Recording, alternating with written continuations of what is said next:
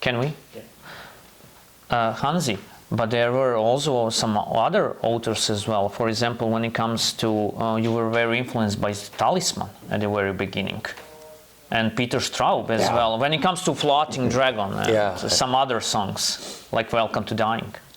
Yeah, Talisman was a band thing, pretty much. Everyone in the band at that point liked Stephen King.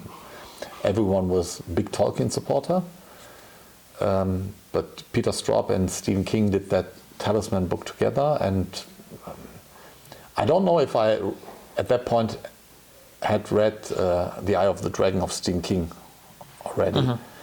So I believe I read that afterwards. So with Talisman, King, with the help of Straub, for the very first time really got into my most favorite universe. I mean, don't get me wrong, I like horror stories, I like mystery, I like historical stuff, I like mythology. But my passion goes with fantasy, and that was always the case. And King had supplied me with stuff at that point already, like, I don't know if I read Tommyknockers, but I read a lot of Stephen King stuff at that point. And then Talisman was published, and everyone of the band started reading it, apart from Tom, who was not so much into reading.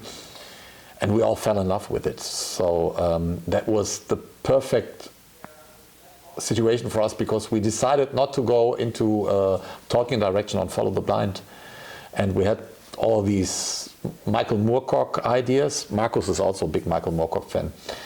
And then this story came up, and yes, it has had a very strong impact on me. I don't know how much that had an influence on King in writing The Dark Tower, but in depth it also was like multiple universes colliding, and as I mentioned before, this is something which always attracts me and offers options, because I can, within the lyrics, I can switch the angle. You know, I switch from person to person, like a shapeshifter almost, or like, yeah, changeling.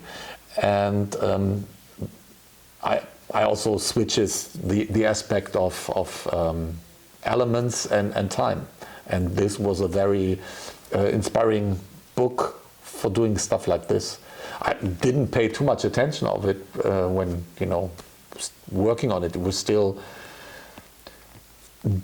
for me, doing lyrics which somehow could be related to the book itself.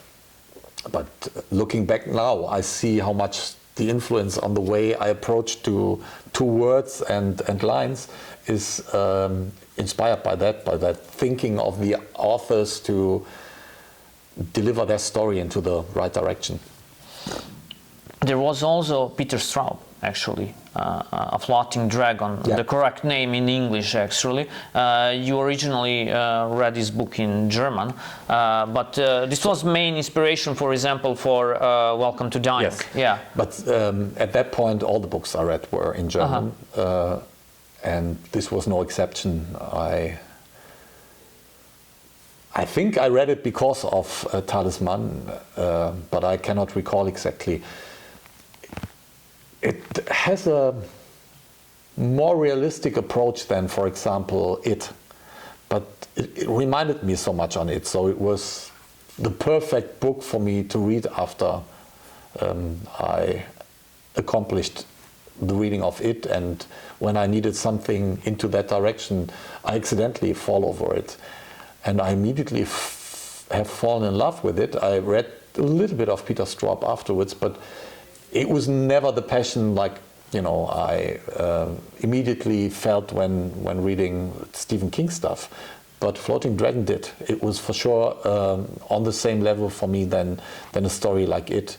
Even though I have to say I never went back and I read it again, but the feeling was so great. And as with King, he also had, Peter Straub also has that quality in weaving in different stories into the story, and this is where to a certain extent Welcome to Dying comes in, because it deals with this ultimate evil thing, which is conducting the whole story.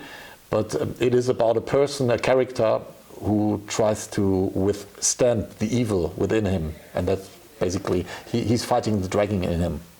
Actually, later on, you become found and use some other writers as well for the inspiration, like At the Edge of Time, for example. You used Martin, Robert Jordan as well, and some others. So what about these, so to say, newcomers in the world of Blind Guardian? What I always do when we create music together, I come up with my melody lines long before I even think about a topic which would fit. But in most of the cases, with the arrangements I'm supplied with, there pops up something in my mind, how to deliver the vocals, how the approach of my voice should be. And with that also the idea of a story is evolved usually. Sometimes it's going freestyle, sometimes it's going into a fantasy direction directly. And what I would say is that this is dictated by the original core of the music.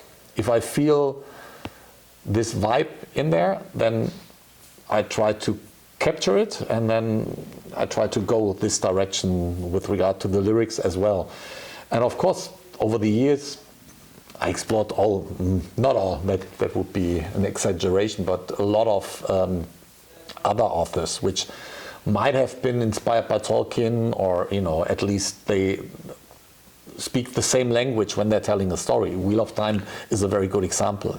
Even though it goes after the second or the third book, it goes into a completely different direction, I feel. It's just the very first approach of the story where I was, really reminded on Tolkien stuff, on the Lord of the Rings. But then it attracted me by being so different and going into that Oriental direction as it does. It's such a gigantic story, and I felt that very suitable for the more progressive approach of Blind Guardian, which we ever had, like at the very latest, A Night at the Opera.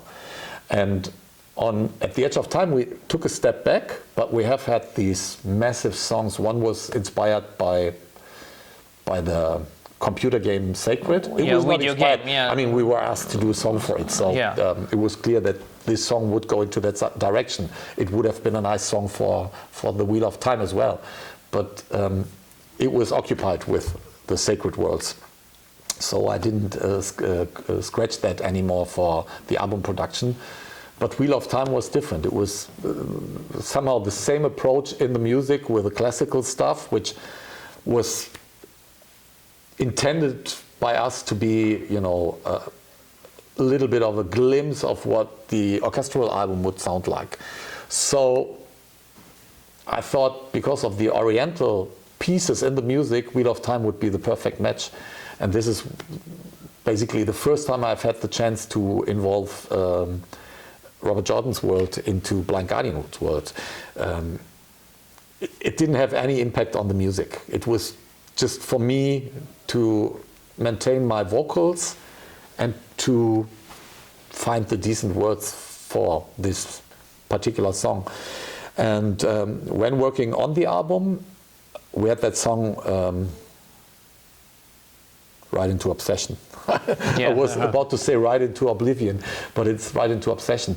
And this speaks a different language, but since I was so much into the Wheel of Time world at this point, it felt very natural for me to stay there a little longer and do a little more of a featuring into that direction.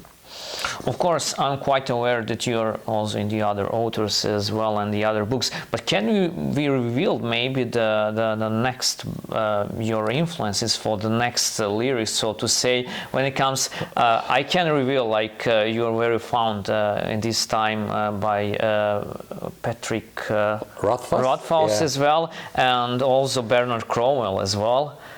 Bernard Cornwell, I don't know if I ever did a song about it. I mean, it's his Arthurian stuff which really got me hooked on, and all that British stuff, of course. I really do not know why I've never done a song about it.